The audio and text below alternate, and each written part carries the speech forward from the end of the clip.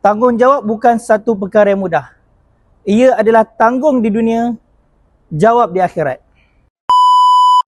Pada 14 Mac 2025, iaitu hari Jumaat ini, saya, Putra Nur Shahlam bin Dedi Sofrianto, menawarkan diri untuk bertanding sebagai calon naib pengerusi 2 Majlis Belia Daerah Johor Bahru.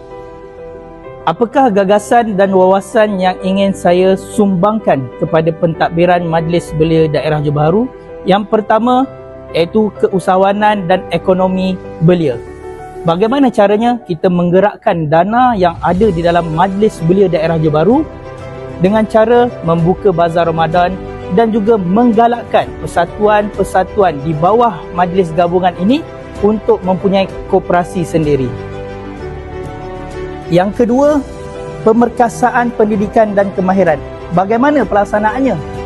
Majlis Belia Daerah Johor Bahru perlu mengadakan kerjasama yang lebih meluas lagi untuk kita adakan kerjasama dengan institusi-institusi pendidikan seperti universiti awam maupun swasta ataupun politeknik dan juga TVET untuk menggalakkan golongan belia mencintai ilmu.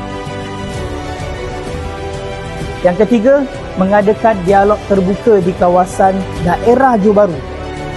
Apa gunanya? Untuk mempromosikan apa itu Majlis Belia Daerah Johor Bahru kepada golongan belia di daerah Johor Bahru.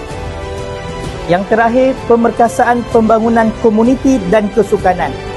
Kita tahu ramai golongan belia berminat dengan sukan, jadi kita nak menggalakkan anjuran sukan-sukan yang diadakan oleh Majlis Belia Daerah Johor Bahru dengan program-program kesukanan dan pembangunan sasiah.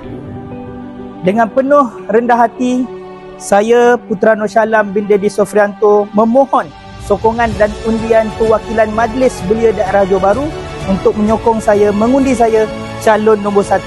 Ingat, nombor 1, bukan nombor 2.